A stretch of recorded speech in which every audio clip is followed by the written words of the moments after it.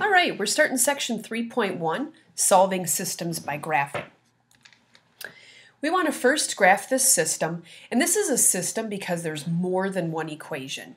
So we want to find the solution that satisfies both equations. So what we're going to do for now is we're going to graph and estimate the solution. The solution is going to be where the two lines meet. And then you can always check your answers to see if the solution works algebraically. So to start out with, look at this first equation, 5x minus 2y equals negative 10. I want to solve that for y, so I'm going to start by subtracting 5x from both sides, which is going to leave me with negative 2y equals negative 5x, and that's a negative 10, so it should be minus 10. And then we divide everything by negative 2. And that's going to leave us with y equals positive 5 halves x. And that's going to be plus 5. Okay? So now we have that in y equals mx plus b form. So we're going to start with the y-intercept, which is at positive 5. So I'm going to go up to positive 5 on the y-axis and put a dot. Next, we have a slope of 5 halves. So from this point, I'm going to go up 5, right 2. Now the nice thing is, I can also take this point and I can go down 5, left 2. Down is negative, left is negative. Those two negatives still make a positive slope. Okay? So then once we have at least 3 points, I can make a line through here. And you want to be really careful about making sure that you have straight lines for these graphs, because you want to be able to find out very easily where these two lines are going to meet. So I would definitely use a ruler when drawing in these lines. Okay, next one. We've got 2x minus 4y equals 12. We're going to subtract 2x from both sides, which leaves us with negative 4y equals negative 2x plus 12. Now we're going to divide everything by negative 4, which leaves us with y equals negative 2 over negative 4 can be reduced to positive 1/2, so it would be 1/2 x. And then positive divided by negative is a negative, and 12 divided by 4 is 3. So for this problem, our y-intercept is negative 3. So I'm going to go to negative 3 on the y-axis, put a dot. Slope is positive 1/2, so I'm going to go up 1, right 2.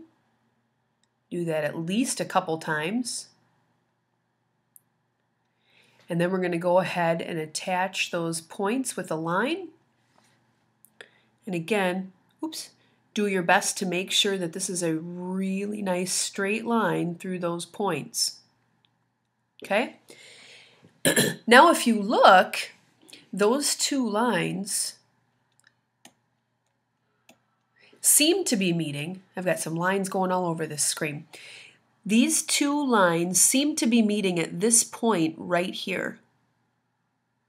Okay, so that connection point is 1, 2, 3, negative 4, 1, 2, 3, 4, 5. So it looks to be at negative 4, negative 5. The thing about these problems is you should really always check your answer, because you're going to know right away whether that's the correct answer or not. If I plug it back into, I need to plug it back into both equations. 5 times negative 4 is negative 20. Negative 2 times negative 5 is plus 10. Negative 20 plus 10 is negative 10. It also has to work in the other equation. 2 times negative 4 is negative 8. Negative 4 times negative 5 is positive 20. Negative 8 plus 20 is 12. So this does satisfy both equations, which means negative 4, negative 5 is the correct answer. Now let's take care of a few definitions. The first definition is a consistent system. What that means is that the system has at least one solution. Okay, so it could have one solution, it could have infinitely many solutions. An inconsistent system is a system that has no solution. Next, we have independent system. That is a consistent system that has exactly one solution. Okay, so that would be an example of the problem that we just finished. There was exactly one solution, so that would be consistent and independent. And then the last definition is dependent, and that is a consistent system that has infinitely many solutions. What would a graph look like if it had infinitely many solutions? Both lines would be going right over the top of each other, so it actually would be the same line. So those two lines would be meeting on every single point on the line. That makes it infinitely many. When does a graph have no solution? That would be if the two lines are parallel. They'll never meet, so there's no solution. Let's work through one of these. I want to solve the system and then classify it as consistent and independent, consistent and dependent, or inconsistent. First equation, first thing I'm going to do is subtract 6x from both sides. Which leaves me with negative 2y equals negative 6x plus 8. Now I'm going to divide everything by negative 2, leaving us with y equals positive 3x, and that's going to be minus 4. So I'm going to start at negative 4 on the y-axis. My slope is 3, and think of that as a fraction. That would be 3 over 1, so I'm going to go up 3, right 1. Do that a couple times. And then we make sure we draw a nice straight line through it. I'm actually hitting those points pretty well. Second equation. First I would subtract 3x from both sides. That's going to leave me with negative y equals negative 3x plus 4. We still need to get rid of this negative, so I would divide everything by negative 1. That's going to leave us with positive 1y equals positive 3x minus 4. Now that happens to be the exact same equation as the one we started with. Okay? So that means it's going to be the exact same line. So think about that. You now have two lines and they are right on top of each other. So the first thing I would do is write my answer. That's going to be infinitely many solutions.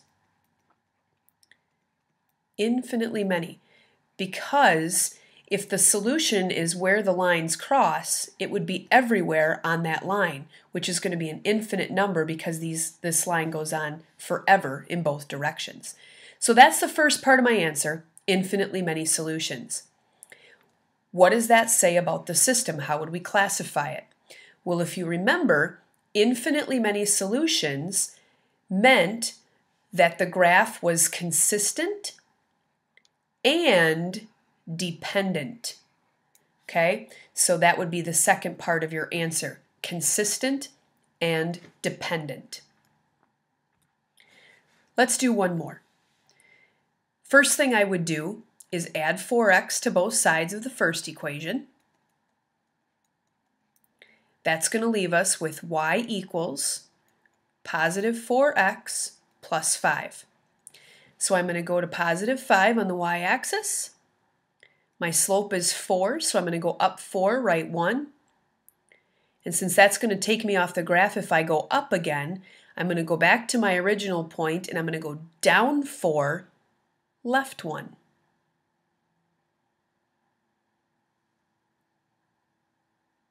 Okay, so now I'm going to draw my line in. If I can get my line to work, there we go. Okay, so we draw in the line, make sure it's nice and straight. Then we'll do the second equation. I'm going to add 4x to both sides.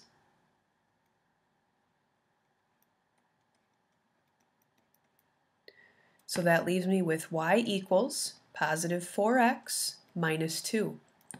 So now I'm going to start at negative 2 on the y-axis. I'm going to go up 4, right 1. Do that one more time, up 4, right 1. Draw a nice straight line through there. My line feature is not wanting to work for me. There we go. So now we'll draw a nice straight line through those points. And as you can see, what's happening with those lines? Those are parallel. So if you think about the solution, when are those lines going to meet? They're never going to meet. So my answer for the solution would be that there is no solution. The lines never meet, so there's no solution. What does that say about the classification of this system? If you look back at your definitions, this system would be inconsistent. If there is no solution, then it would be classified as inconsistent. And that concludes section 3.1.